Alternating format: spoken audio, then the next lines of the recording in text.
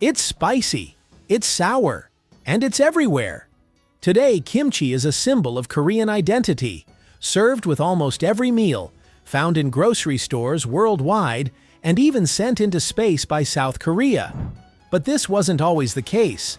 Kimchi began as something far more humble, and its original form might surprise you.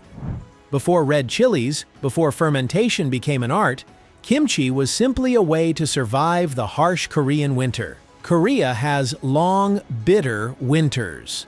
Before electricity and refrigeration, keeping food fresh for months was nearly impossible. So people had to preserve what they could. Vegetables, especially cabbage, radish, and cucumber, were pickled in brine. This early version of kimchi wasn't spicy. It didn't even use chili peppers. It was salty, sour, and stored in large clay pots called ongi, buried underground to stay cool during summer and unfrozen in winter. This method, known as fermentation, was vital for poor farming families. For many, kimchi was their only source of vitamins and fiber during winter months. Back then, it wasn't a side dish, it was survival food. So when did kimchi become red and spicy? That didn't happen until the late 16th century when Portuguese traders brought chili peppers to East Asia through Japan. At first, Koreans didn't know what to do with them. But gradually, red chili powder, known as gochugaru, became part of the fermentation process. It gave kimchi a fiery taste and helped slow the growth of harmful bacteria. The result? A deeper flavor and longer shelf life. By the 18th and 19th centuries, the spicy, fermented kimchi we know today began to appear in Korean homes.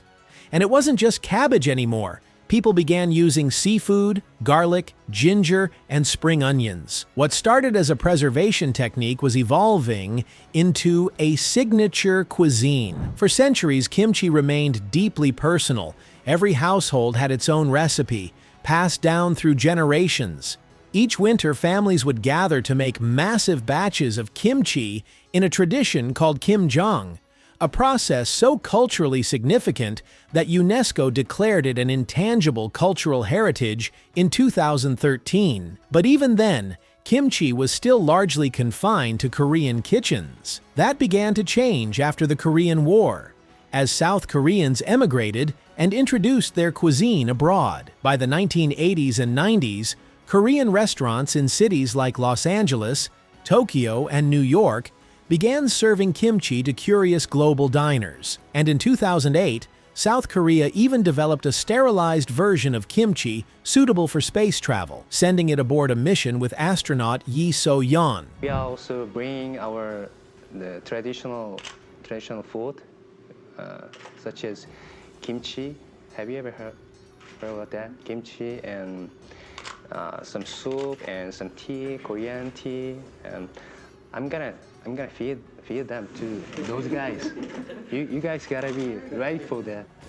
Kimchi is now found in fusion dishes, Michelin-starred tasting menus, and vegan cookbooks across the globe. But no matter how modern it becomes, its roots never change. It began in small villages, in clay jars buried beneath the snow. It fed the poor, preserved nutrition, and brought families together. From winter pickles to global icon, kimchi isn't just food, it's history, aged, spiced, and still alive.